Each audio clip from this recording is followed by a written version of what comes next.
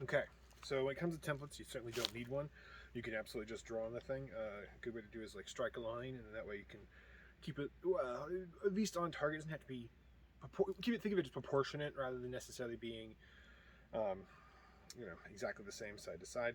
Anyways, if you're doing a template and the spoon is too wide or gets too close to the edge, that's going to be a problem. So you got to make sure if you are doing a template to match the width of your piece of wood you're working with. So in this case, it's a little spoon I like, and yeah, I do collect little spoons I like, even if they're wood or metal, not wood. And I'm not going to worry too much about it being perfect, but what I do want to do is, if at all possible, get a nice, thick, broad line, so that way I have something to work towards. I have some space to cut into. I'm not just stuck with the initial line. If I cut up to it and a little past the line, that's okay. But if you use basically a thick line means you have room to cut into. This is a subtractive art, so you can only take stuff off. It's not like painting where you can keep gooping it on. Once it's off, and you just got to deal with it. I don't mind that at all. I don't know if you can quite see that. This is quite a bit wider in several aspects than this spoon, because it's kind of lifted off and the pencil's weird and all that. And that's fine though, because this is a general template I'm going to work towards, and it should give me a little bit of extra room, and also how thin this metal is. Sometimes with wood it doesn't really like that, so having it be a little bit thicker until you actually get to your finishing, that's the way to go, in my opinion. But it's not really a wrong answer, and you can just kind of whack at it until you get what you like. So in this case, I think what I'm going to do is take off the front of this. Now, I have pulled this spoon back a little bit from the actual front piece of the wood, as it's dried and then was cut and then was wet and again, and so you can get cracking and checking along the ends of the wood without necessarily realizing it. I want it well back from the front of the spoon, because otherwise as it dries, that spoon, you could look really, really perfect, and as it dries, split apart. Whereas if the spoon end, this gets a little bit shorter or split, it's fine. I can deal with that. So we're gonna sit down and just knock that out. Oh man, that needs, well, anyway. Again, making these little relief cuts, but much smaller this time, so that way we can just knock them off real easy. But ultimately, you're just going to get down to the line and cut it as much as you can off. Close to the line.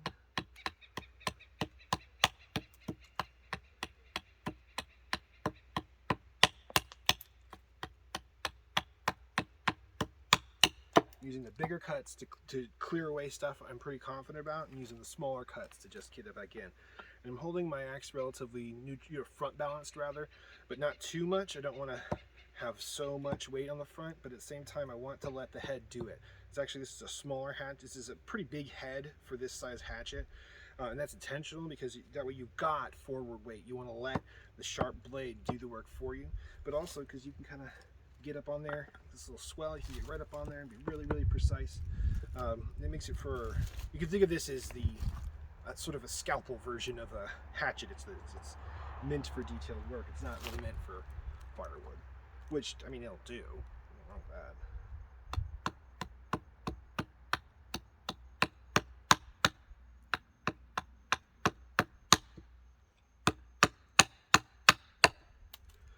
Now, cut this off and around, which leaves me just this little corner to cut off. It can be a little bit tricky now, because now I've got to take it. Before, I was able to see my line, and now I'm going to turn it around. I don't have any line on that side. Now you can get funky and try and do that, but I'm not going to worry about it. I'm just going to kind of hold it out in front of me a little bit. Now I can see the line again. Oh, cut into the line.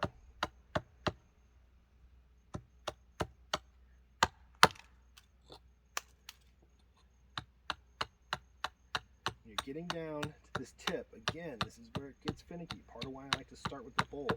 But totally mess up at this stage. Sometimes you can rejigger it and continue working, or decide it's done, toss it, it's firewood, move on with your life. There's more wood out there. It's not a joke. was, it'd be a filthy joke. So, you know. Anyways, okay. So now I'm getting down to the point where there's literally just this little point and a line going right there. And I don't want to be too weird about it, and I don't want to be smacking it, which could cause the wood grain to separate, leaving a little secret crack for you to find later. So instead, I'm going to cut down through the wood grain, so that way, you know, sort of compressing the fibers rather than splitting them apart. But also, this is much thicker than the spoon bowl will be. So if a little bit of this wood, I mean, no, I'm going to carve this wood away. So if it's kind of splinters off the back there, that's fine. It's not going to be one of those secret cracks. Secret crack. It's not, you know, not a plumber's crack or anything. It's like the crack your boss has, you know. Like, just do know how to wear pants? Like, get a belt. Like, anyways. So yeah, I'm doing a little bit more of that. A little more of these relief cuts, but it's not really necessary here because I mean, I'm fiddling is what I'm doing. Okay, so the next part, I'm gonna come around the bowl of the spoon to where it connects to the rest of the handle. You know, bowl, neck, handle. I guess. I mean, the anatomy of a spoon is the kind of thing you can kind of make up. I don't know if the Greeks decided how it was all called back in the day or not, but we're not in Greece. Anyways, so what I'm gonna do is I'm gonna carve down and carve down, so that it kind of meets in the middle, and then that'll give me the relief cut I need to come in and take all the wood away from the sides. So by looking at it from your side, kind of lean over it. And that's a little bit tough with this. It's harder to, it's easier to, anyways, look, just watch.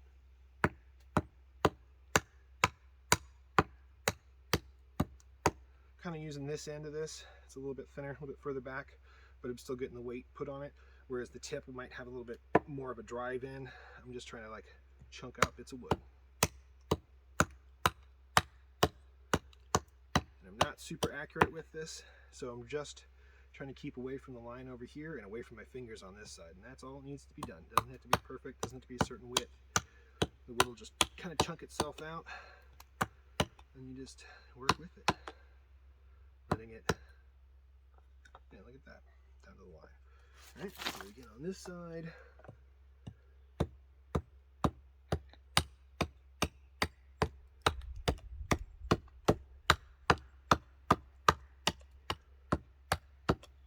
You gotta be a little bit careful when you're doing this. If you get real carried away with the chopping, which is not that hard to do, really. Spinning a hatchet's a lot of fun. Everybody likes using axes. You can get pop right through it, just snap it. Which is better to do now than later, but at the same time, it's sort of like, you don't really want to do it at all. All right, anyways, so now the spoon line, the handle here, not quite straight, so it curves in. But what we're going to do is we're going to knock some of this extra off. Actually, you know what? I'm not going to do that first. First, I'm going to clear around the bowl. No, I'm not. There's strategies here.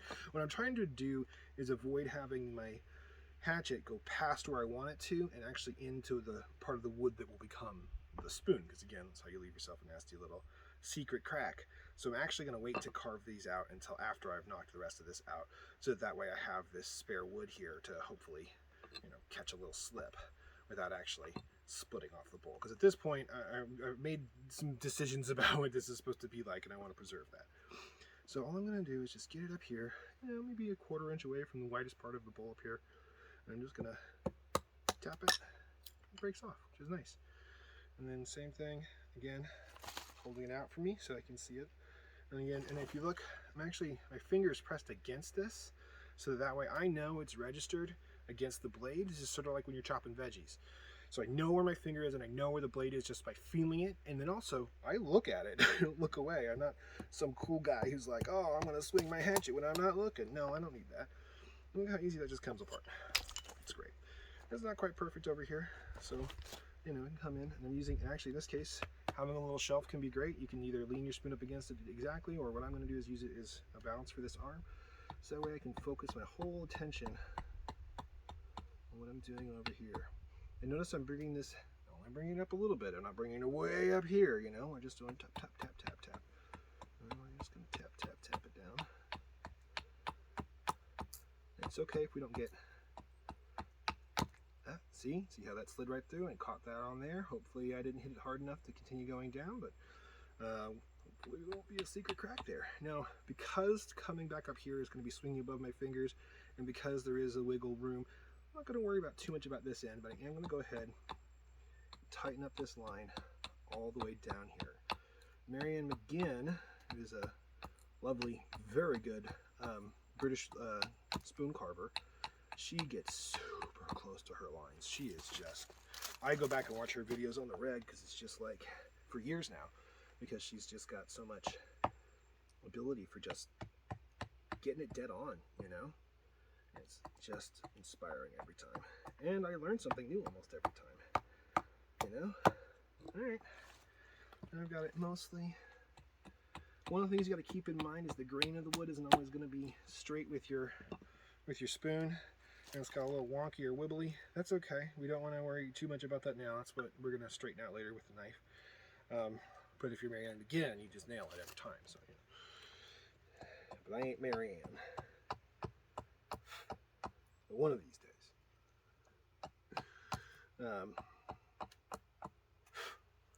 All right. So now I got to handle this.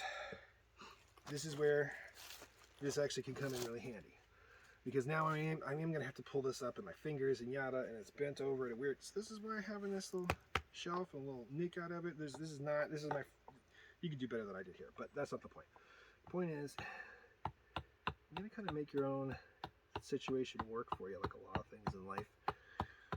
Once you do, you know, sometimes it's just about doing it, you know. You may think, oh, this doesn't really work, and then you try it again. Oh, okay, I guess I figured something out, but I still don't like. And you try it again, and eventually you realize, no, it wasn't the tools, it was the craftsman, or woman, or person. It was the crafter. Yeah. And now, again, we're going to run into that situation here where I got to look at it, so I take a step back, not in my toolbox, so I can see the line. But also, again, we're getting to that thin point there, and if I'm whacking at it, I can whack right through that thin point. So, and you can take it and like push it out, so that way your strike is more up and down, you know, because you don't. That's not as good as taking advantage of gravity, you know. Let gravity do some of the work for you. So that way you're just sort of nudging it into position, you know. You don't need to overreach. Don't try and make it do something. Just understand what it does do. Take advantage of that. And then I want a little more thunk, but I don't want to really nail it in there. This isn't quite breaking off how I want it to here. So I'm just going to do this. Again, I'm going to take my fingers, move them so they're out of the way of the blade, so they're registered against it. Blade's set in there, and I'm just going to tap until it kind of gets set, and then kind of tap it out. Now I have caught this down here a little bit, but I think that's going to be okay. All right. So again, roll tippy tappy.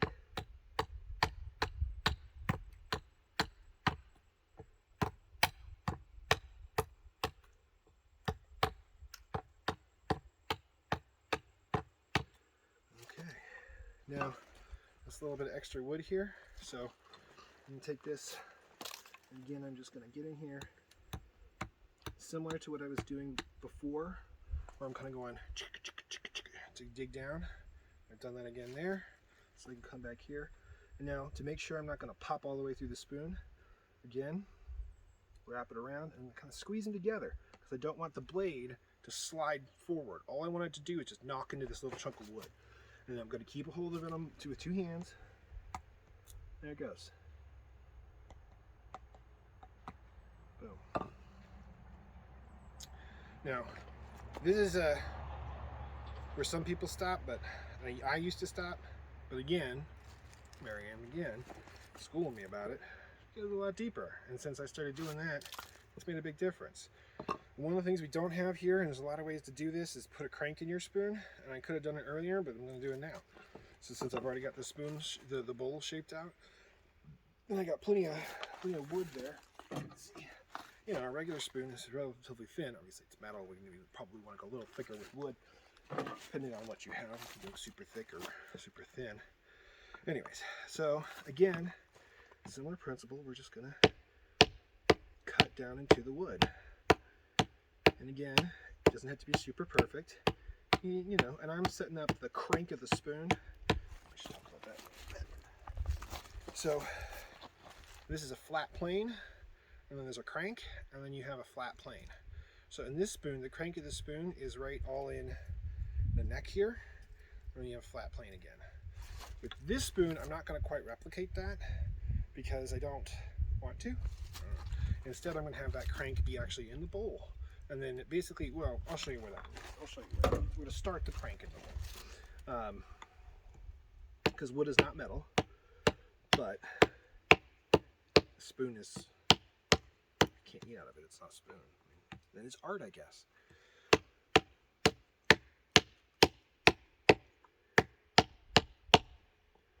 And then, now I've made a little bit of a divot here. Get that way a little bit more. Don't want to go crazy, but it's enough of a divot that now you can see that this is going to drop down the depth of the spoon. I'm going to keep going actually.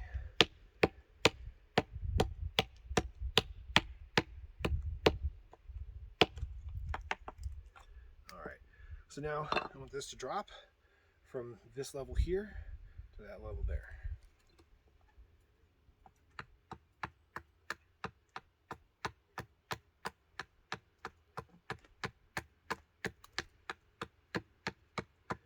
Basically, I'm just cutting at an angle, and I'm not doing anything tough. So I'm starting off with cutting it, and then just basically you can see I'm moving the hatchet around like that. Now, oh, that's a little more tough. Now I can take this up here, but it's still going to be a little bit awkward. So another way you can do it is actually kind of lay it out in front of you, or even lay it on the edge so you got a little bit of space. And then you could take this down the side like that. Now, some people like to come from the top on here, but I don't have the steadiest hands, so we're going to bring it in on the side here, and we're just going to take it down. Again, we're just trying to get this point to go to the depth of the bowl here. I've set up. The problem with this is that you can get a little flake out on the sides. This is going to be fine. So I've done it this way, and then I'm just going to turn the spoon over and do it again this way. Again, focusing more on this tip and where that's going than anything else, but I want to be aware of where my hatchet's going to go.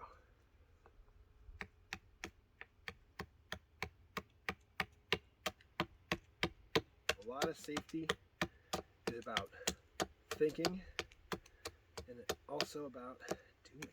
You got to be able to do it, you know? So if it's not safe, don't do it. But just because it's difficult doesn't mean that it's, you know, the wrong way. Sometimes safety is a little difficult. It's worth doing. All right. Now this is all kind of mushed up and weird here. So now that I've gotten this straightened out a little bit better, I've taken off the bigger chunks.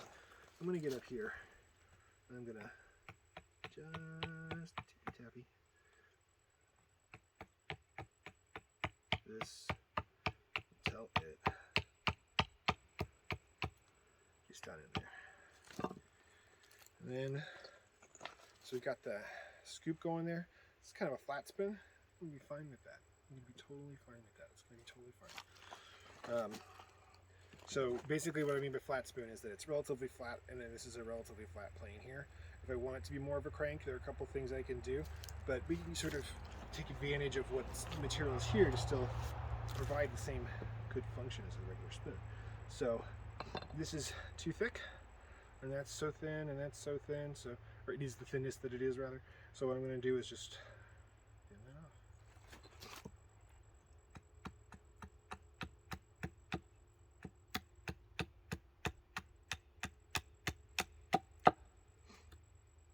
And then again from this side.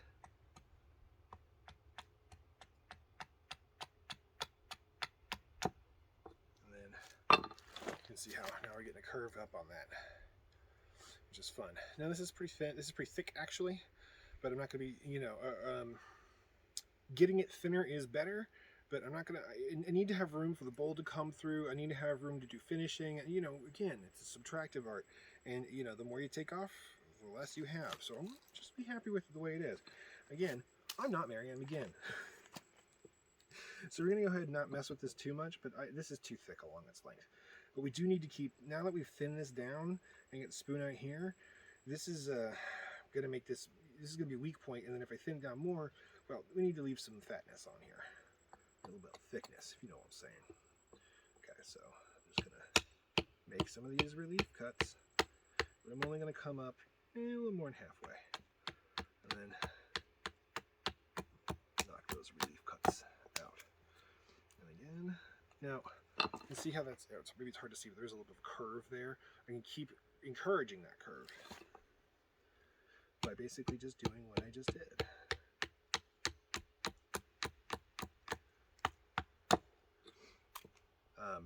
And then let's get nice and thin there a little bit. If I wanted this to have a bit of a curve down, now's the time to do that. Just take this side. We're just gonna, again, tippy-tappy up a little bit, and then knock it back. Now we're getting thin at the back, and that's fine. It's a little wonk. Straighten out some of that wonk. Now we're getting this thinner design there. So I also want to bring the thickness of the bowl here and the thickness of this here together. So let's do it. I'm gonna cut this chunk off, this little bit of a chunk here. A lot of carving is about finding or creating for yourself a high spot and then removing it. Sort of like life, set yourself up for success and you'll be a lot more successful.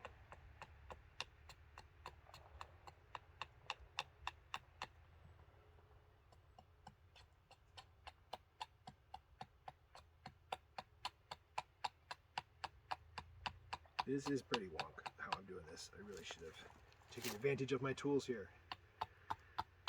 Because this is a tool. You gotta make it, you gotta take care of it, you gotta figure it out. Okay.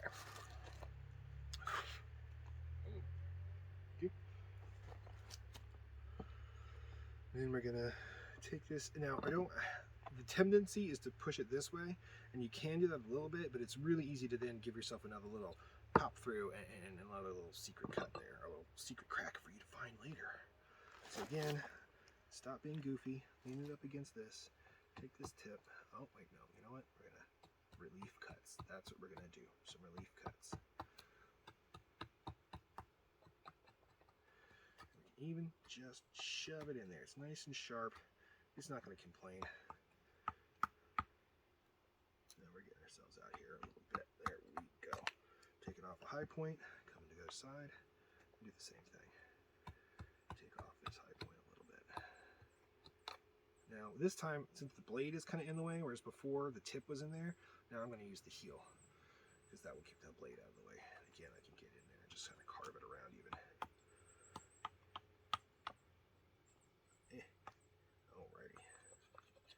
So now we've got it narrowed down here a little bit. Well, we've still got enough depth there, bringing up this end, but it's still a little chunky. So I'm just gonna, again, it's a little high point. Why don't I just take off that high point?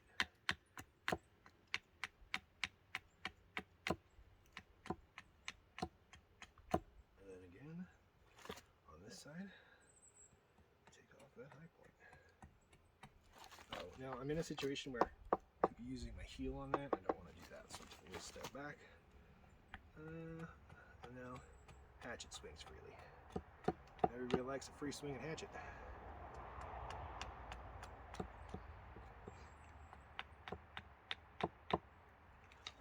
actually going to just keep going a little bit over here. That's a little weird.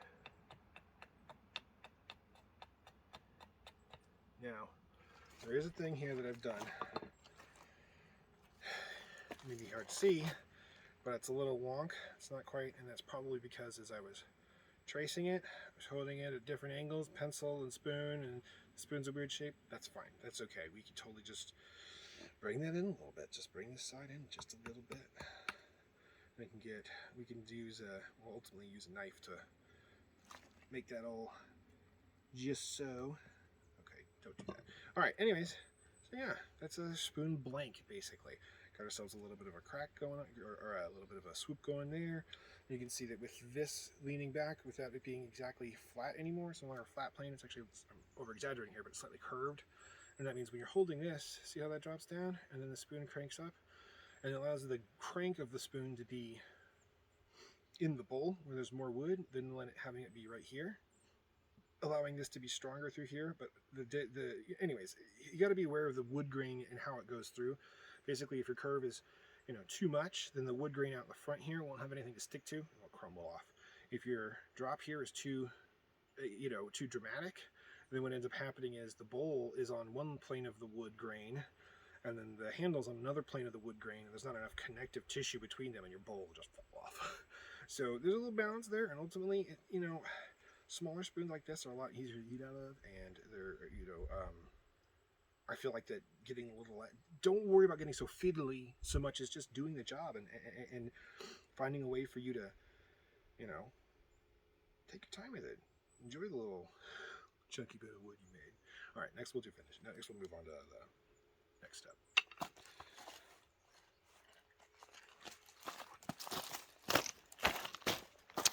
Please tell me you're actually recording that.